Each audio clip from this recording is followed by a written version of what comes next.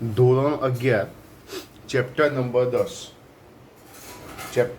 10 કે જેમાં આપણે કોષચક્ર અને કોષ વિભાજનમાં પ્રસ્તાવના બન્યા, કોષચક્રનો અભ્યાસ કર્યો, સંભાજનનો અભ્યાસ કર્યો અને ગયા વિડીયોની અંદર આપણે અર્ધીકરણ વિશે થોડી માહિતી મેળવી.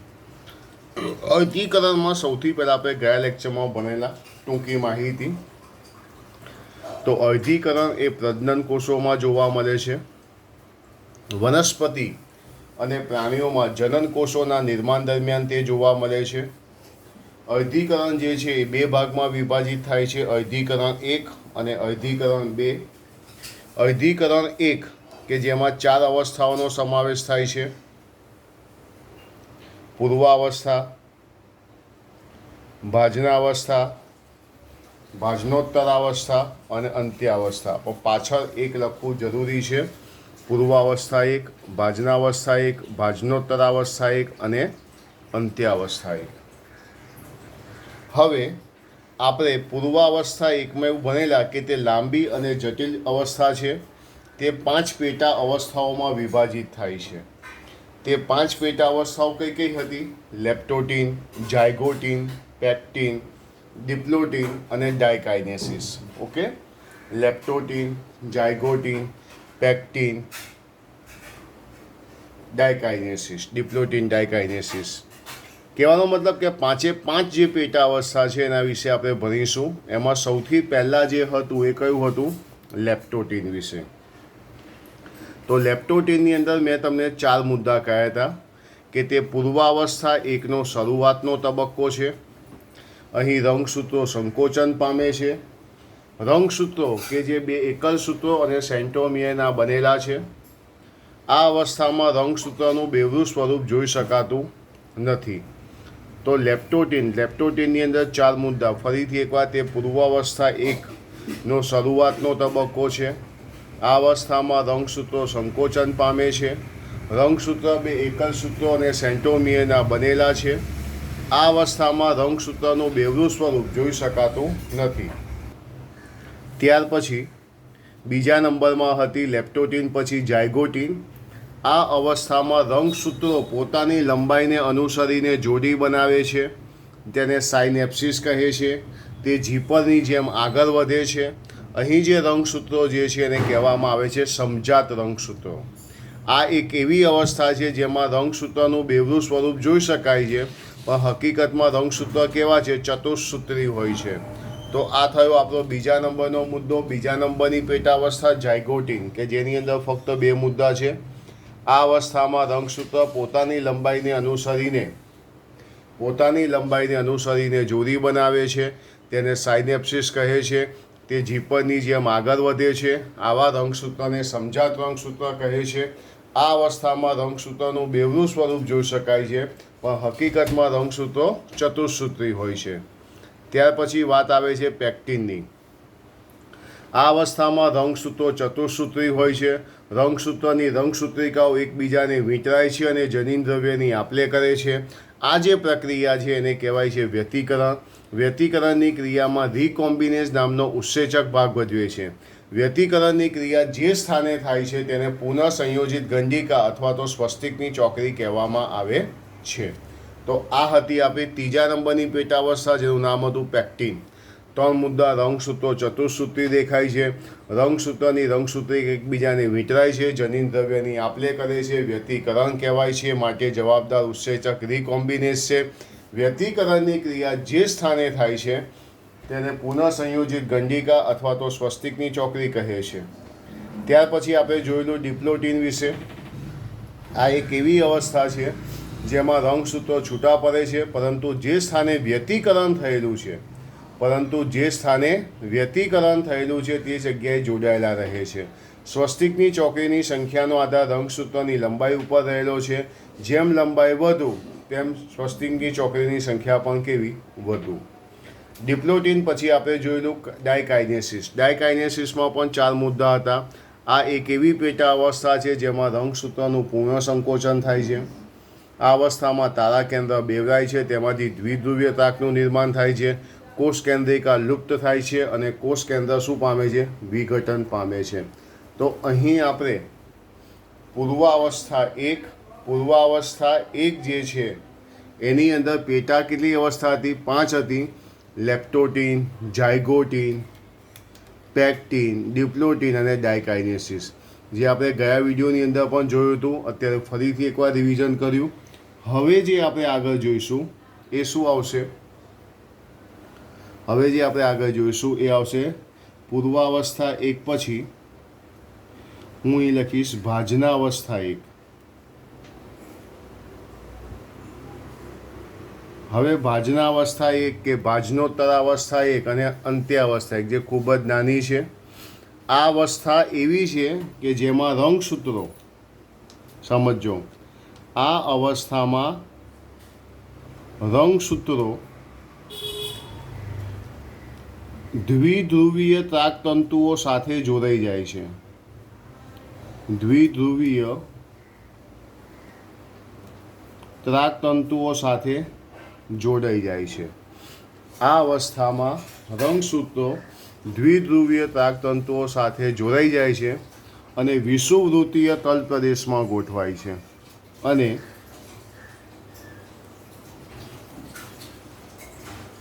વિષુવવૃત્તીય તલ પ્રદેશમાં ગોઠવાય છે અને તે વિષુવવૃત્તીય તલ પ્રદેશમાં ગોઠવાય છે. ભાજના અવસ્થા એક. આ અવસ્થામાં રંગસૂત્રો દ્વિધ્રુવીય ત્રાકતંતુઓ સાથે જોડાઈ જાય છે અને વિષુવવૃત્તીય તલ પ્રદેશમાં ગોઠવાય છે. એકદમ નાનકડો મુદ્દો અને નવાઈ લાગશે કે ભાજના અવસ્થા એક અહીં પૂરી થઈ ગઈ. ફક્ત એક જ મુદ્દો લખવાનો છે. ભાજના અવસ્થા એક પછી આપણે જોઈશું ભાજનોત્તરાવસ્થા એક. ભાજના અવસ્થા એક પછી આપણે જોઈશું ભાજનોત્તરાવસ્થા એક. ભાજનોત્તરાવસ્થા એક. હવે ભાજનોત્તરાવસ્થા એક, આ અવસ્થા દરમિયાન સમજાત રંગસૂત્ર છૂટા પડે છે. આ એક એવી અવસ્થા છે કે જેમાં સમજાત રંગસૂત્રો છૂટા પડે છે. જ્યારે દોહિત્ર રંગસૂત્રિકા, સમજાત રંગસૂત્રો છૂટા પડે છે જ્યારે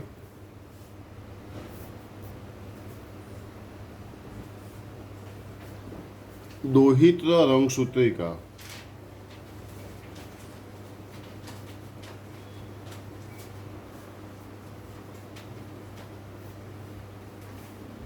સેન્ટ્રોમિયર સાથે જોડાયેલી રહે છે. સેન્ટ્રોમિયર સાથે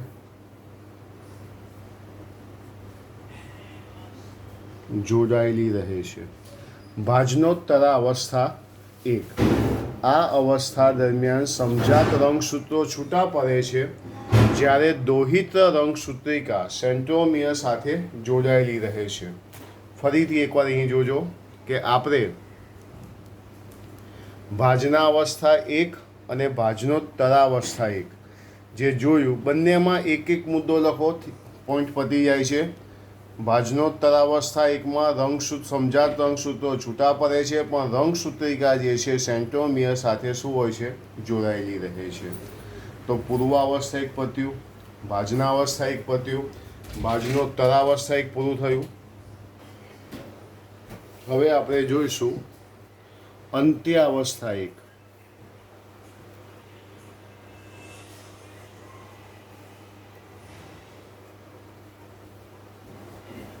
અંત્યાવસ્થા એક. આ અવસ્થામાં કોષ કેન્દ્ર પટલ અને કોષ કેન્દ્રિકા પુનઃ નિર્માણ પામે છે. આ અવસ્થાની અંદર કોષ કેન્દ્ર પટલ અને કોષ કેન્દ્રિકા પુનઃ નિર્માણ પામે છે.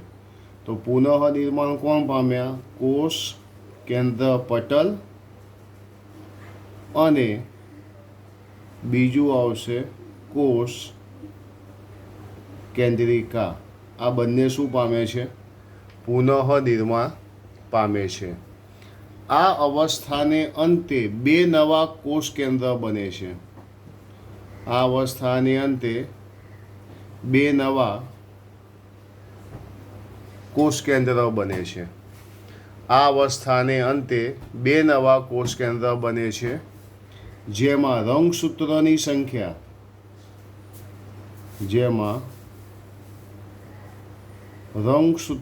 સંખ્યા પિતૃકોષ કરતાં અડધી હોય છે.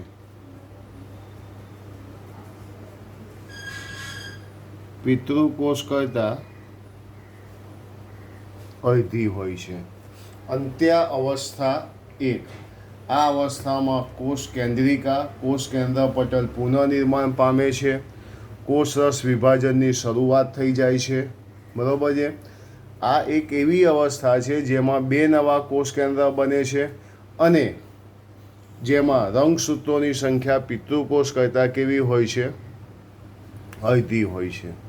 હવે અહીં આપણે અંત્ય અવસ્થા 1 પૂરું થયું, એનો મતલબ એવો થયો કે અર્ધીકરણ 1 પૂરું થયું અને અર્ધીકરણ 2 શરૂ થશે. તો અર્ધીકરણ 1 પૂરું થાય અને અર્ધીકરણ 2 શરૂ થાય, એ બંને વચ્ચેનો જે સમયગાળો જે છે, સાથે આપજો, થિયરી પતી ગઈ છે, પણ અહીંયા કેટલીક નોંધ. અર્ધીકરણ 1 પૂરું થયું, અર્ધીકરણ 2 શરૂ થશે. આ બે વચ્ચેનો જે સમયગાળો જે છે, એ સમયગાળાને કહેવામાં આવે છે આંતરકોષ વિભાજન. એટલે એવું લખી શકાય ક્રમિક, બે ક્રમિક અર્ધીકરણની અવસ્થા, બે ક્રમિક અર્ધીકરણની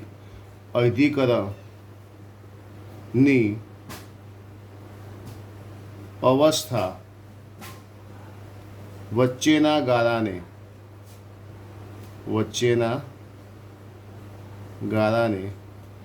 ઇન્ટરકાઇનેસિસ અથવા આંતરકોષ વિભાજન કહે છે. આંતરકોષ વિભાજન કહે છે. બે ક્રમિક અર્ધીકરણની અવસ્થા વચ્ચેના સમયગાળાને આંતરકોષ વિભાજન કહેવામાં આવે છે. આ જે આંતરકોષ વિભાજન કહેવાય, તો શું બે વચ્ચેનો જે સમયગાળો જે છે, ઇન્ટરકાઇનેસિસનો જે સમયગાળો જે છે, એ લાંબા સમયનો હોય કે ટૂંકા સમયનો હોય? તો આંતરકોષ વિભાજન સામાન્ય રીતે ટૂંકા ગાળાની અવસ્થા છે.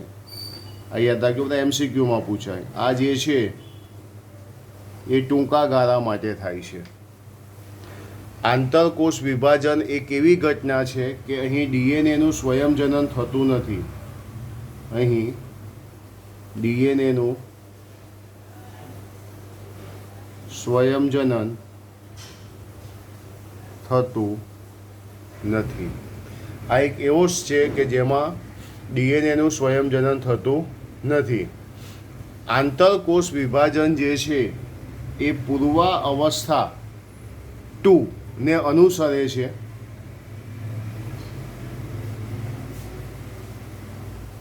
પૂર્વાવસ્થા 2 ને અનુસરે છે, જે પૂર્વાવસ્થા 1 કરતાં ખૂબ જ કેવું છે? સરળ છે. કારણ કે પૂર્વાવસ્થા 1માં તો આપણે 5 પેટાવસ્થા ભણ્યા: લેપ્ટોટીન, ઝાયગોટીન, પેક્ટીન, ડિપ્લોટીન અને ડાયકાઇનેસિસ. એટલે યાદ રાખજો, બે અર્ધીકરણની અવસ્થા વચ્ચેનો ગાળો, જેને ઇન્ટરકાઇનેસિસ આંતરકોષ વિભાજન કહેવાય, જે ટૂંકા ગાળાની હોય. આ એક એવો સમયગાળો કે જેની અંદર DNAનું સ્વયંજનન થતું નથી. આંતરકોષ વિભાજન જે છે એ પૂર્વાવસ્થા 2 ને અનુસરે છે, જે પૂર્વાવસ્થા 1 કરતાં ખૂબ જ સરળ તબક્કો છે. તો આ શું થયું? નોંધ.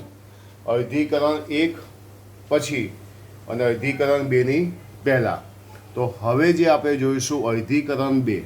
અહીં ધ્યાન આપજો, હું અહીંયા ટાઇટલ લખીશ અર્ધીકરણ પાર્ટ 2. હવે અર્ધીકરણ પાર્ટ 2 એ ખાલી આપણે જોવાનો છે, એકદમ સિમ્પલ છે. અર્ધીકરણ ભાગ 2 જે છે એમાં શું આવશે? પૂર્વાવસ્થા 2, ભાજના અવસ્થા 2, ભાજનોત્તર અવસ્થા 2 અને અંત્ય અવસ્થા 2. જે આપણે જોવાની છે કે પૂર્વાવસ્થા, ભાજનાવસ્થા, ભાજનોત્તરાવસ્થા, અંત્યાવસ્થા બે શું છે એ આપણે જોઈશું. તો અહીંયા સૌથી પહેલાં હું લખીશ પૂર્વાવસ્થા. અધિકરણ 2માં સૌથી પહેલાં આપણે જોઈશું પૂર્વાવસ્થા 2. અધિકરણ 2 કે જેની પૂર્વાવસ્થા 2 આપણે જોવા જઈએ તો અહીંયા આપણે પૂર્વાવસ્થા 2 જે છે એની અંદર કેવી ઘટના જોવા મળે. તો પૂર્વાવસ્થા 2 જે છે આપણે બધા પૂર્વાવસ્થા ભણી ગયા. પૂર્વાવસ્થા મતલબ સંભાજનની, બરોબર છે, એના જેવું જ જોવા મળે છે. એટલે અધિકરણ 1થી વિપરીત જે અધિકરણ 2 છે સામાન્ય રીતે શું છે, સંભાજન જેવું જ છે. એટલે પૂર્વાવસ્થા 1 જે હતું એના જેવું જ પૂર્વાવસ્થા જે હતી એ જ આપણે શું છે પૂર્વાવસ્થા 2 છે. ફરી કહું છું, ધ્યાનથી સમજજો. આપણે સંભાજનમાં પૂર્વાવસ્થા ભણ્યા હતા એ જ પૂર્વાવસ્થા 2 છે, બરોબર છે. એટલે એમાં કંઈ વધુ આવતું નથી કે પૂર્વાવસ્થા 2 માં પહેલી વસ્તુ તે સંભાજન જેવી અવસ્થા છે. તે સંભાજન જેવી અવસ્થા છે. આ અવસ્થાના અંતે કોષ કેન્દ્ર પટલ અદૃશ્ય થાય છે. કોષ કેન્દ્ર પટલ શું થાય છે, અદૃશ્ય થાય છે. પૂર્વાવસ્થા 2 ને અંતે કોષ કેન્દ્ર પટલ શું બને છે, અદૃશ્ય બને છે. રંગસૂત્રો વધુ ઘટ્ટ બને છે.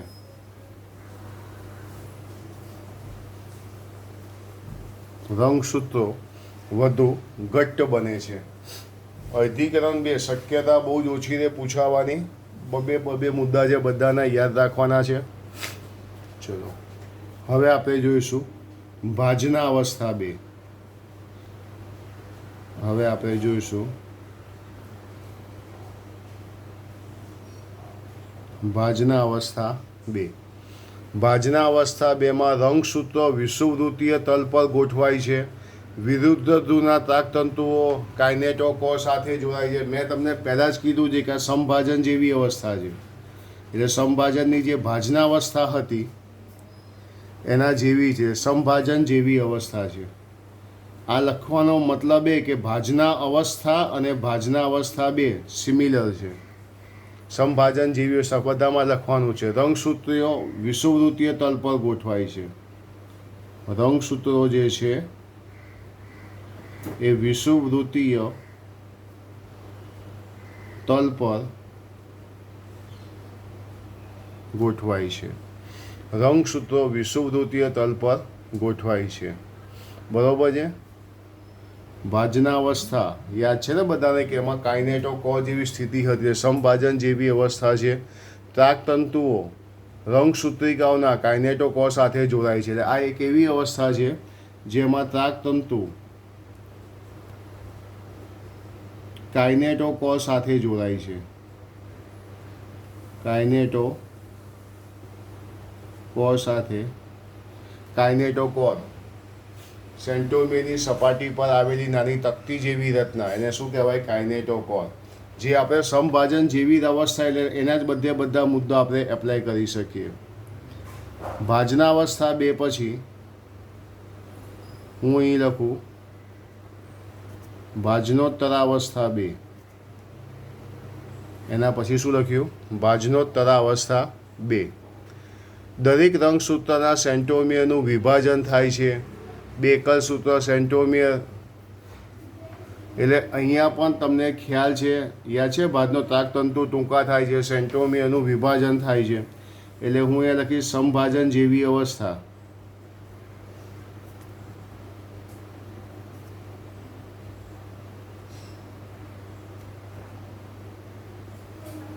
સંભાજન જેવી અવસ્થા છે. આ અવસ્થા દરમિયાન સેન્ટ્રોમિયરનું વિભાજન થાય છે. તાકતંતુ ટૂંકા થાય છે, સેન્ટ્રોમિયરનું વિભાજન થાય છે. સેન્ટ્રોમિયર શું પામે છે? વિભાજન પામે છે. પછી શું હતું? બધી રંગસૂત્રિકા છૂટી પડે છે અને રંગસૂત્રિકાઓ જે છે એ વિરુદ્ધ ધ્રુવો પોતપોતાના ધ્રુવ તરફ ખસે છે. રંગસૂત્રિકા પોતપોતાના ધ્રુવ તરફ ખસે છે. આ બધા મુદ્દા કયા કે જે ભાજનોત્તરા અવસ્થામાં હતા એ જ મુદ્દા. ફરી કહું છું, સમભાજનની જે ભાજનોત્તરાવસ્થાના જે મુદ્દા છે એ જ મુદ્દા કયા છે? ભાજનોત્તરાવસ્થા ટુના છે, કારણ કે સમભાજન જેવું જ જોવા મળે છે. એના પછી આપણે જોઈશું અંત્યાવસ્થા. એના પછી આપણે જોઈશું અંત્યાવસ્થા. અંત્યાવસ્થા એટલે અર્ધીકરણની અંતિમ અવસ્થા, જેમાં રંગસૂત્રના બે સમૂહ કોષ કેન્દ્ર પટલ દ્વારા વિતરાય છે. કોષરસ વિભાજન પછી 4 એકકીય બાળકોષોનું સર્જન થાય છે. અંત્યાવસ્થા એટલે અર્ધીકરણની અંતિમ અવસ્થા. અર્ધીકરણની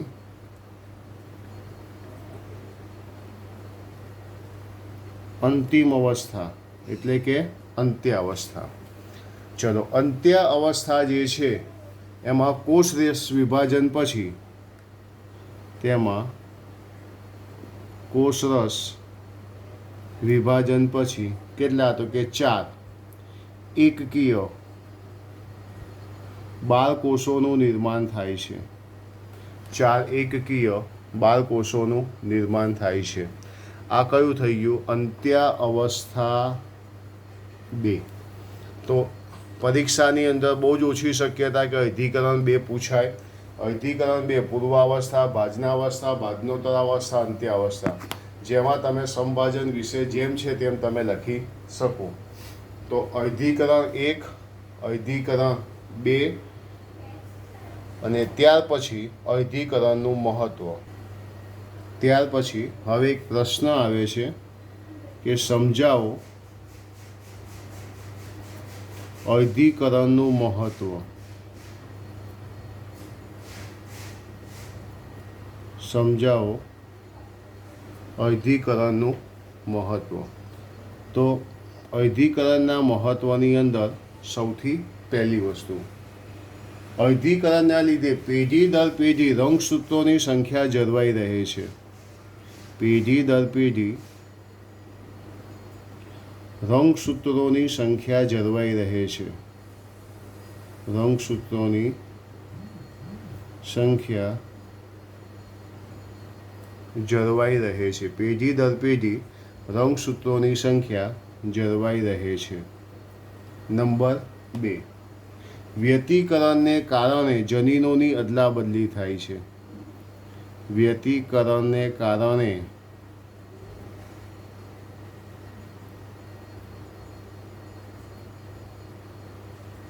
જનીનોની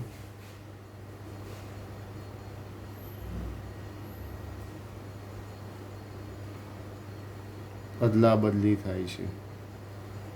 વ્યતિકરણને કારણે જનીનોની અદલાબદલી થાય છે. ઉત્ક્રાંતિ માટે અર્ધીકરણ ખૂબ જ મહત્ત્વનું છે. ઉત્ક્રાંતિ માટે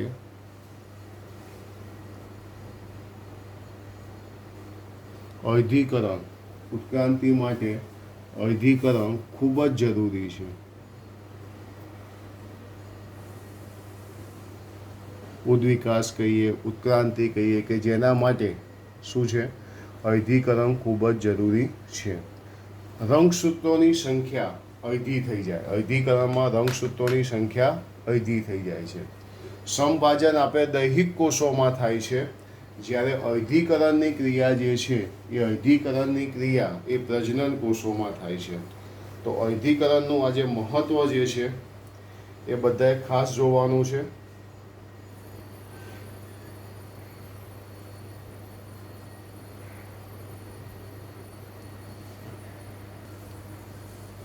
તો આ થયું અર્ધીકરણનું મહત્ત્વ, કે જેની અંદર 3 મુદ્દા આપણે જોયા.